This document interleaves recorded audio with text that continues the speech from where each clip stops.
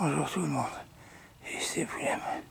Aujourd'hui, suite du comparatif tronçonneuse essence électrique.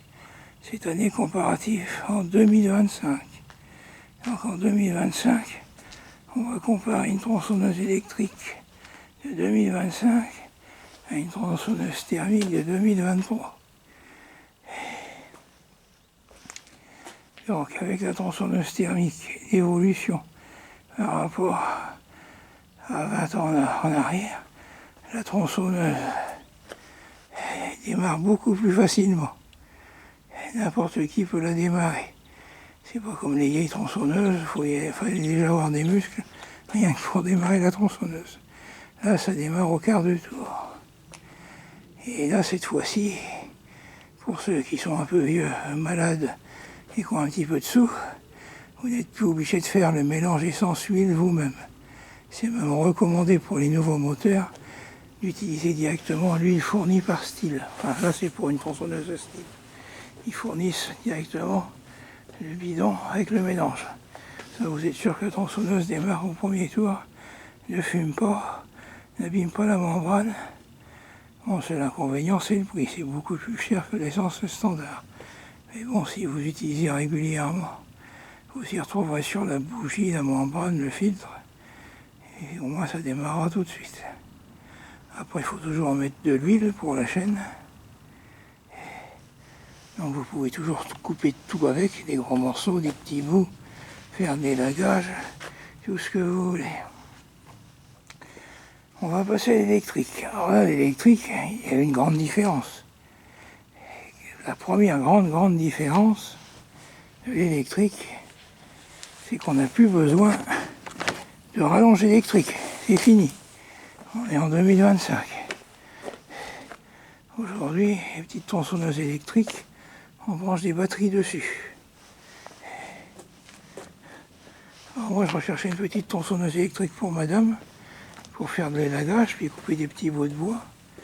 Donc déjà, avec ce modèle-là, vous voyez qu'il y a plus de puissance. On coupe déjà des morceaux plus gros par rapport à il y a 20 ans.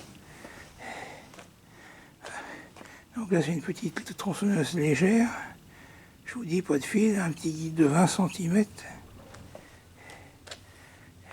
Alors par contre, là, une fois que vous éteignez, c'est éteint. Il n'y a pas de sécurité, rien du tout.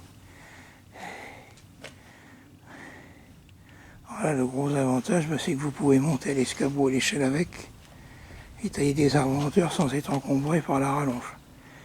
Il faut être obligé de rechercher un deuxième prolongateur, ou des fois risquer dans des branches et de couper justement le câble électrique. Ça arrive.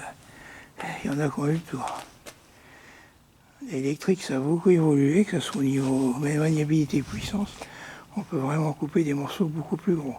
Après, il existe des tronçonneuses électriques en diamètre 35, plus imposantes.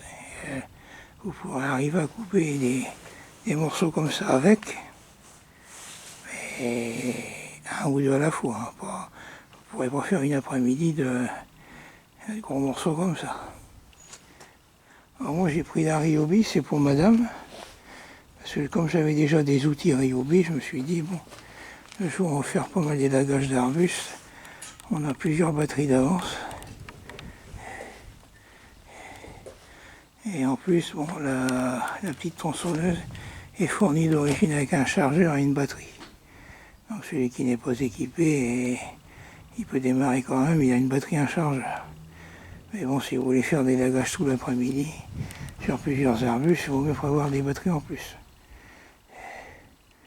Essayez toujours d'acheter la même marque d'appareil électrique. Ça, vous pouvez utiliser les batteries pour plusieurs appareils, ça vous fera une économie. Donc aujourd'hui, c'est vrai que les tronçonneuses essence ont bien rattrapé, les tronçonneuses électriques ont bien rattrapé les tronçonneuses essence. Je parle pour les tronçonneuses essence, pas de puissance. Mais bon, pour moi, les deux sont toujours complémentaires. L'autre jour, j'avais pas mal de branches d'arbustes à recouper. Le cœur, ça n'allait pas. Du coup, madame, comme elle est légère, c'est madame qui l'a fait. J'ai tenu les branches, elle a pu couper. Elle n'aurait pas pu faire avec l'autre tronçonneuse pendant une heure du bois, c'est pas possible. La durée de vie de la batterie sur la petite électrique dure pas mal de temps. j'ai été surpris. Même sur des morceaux de 5-6 cm de diamètre. Voilà. Donc en résumé, en 2025, par rapport à il y a 20 ans, les tronçonneuses essence démarrent beaucoup plus facilement. Les tronçonneuses électriques sont un peu plus légères, un peu plus performantes. Il n'y a plus l'histoire du fil électrique. Non, c'est deux appareils pour moi qui se complètent bien.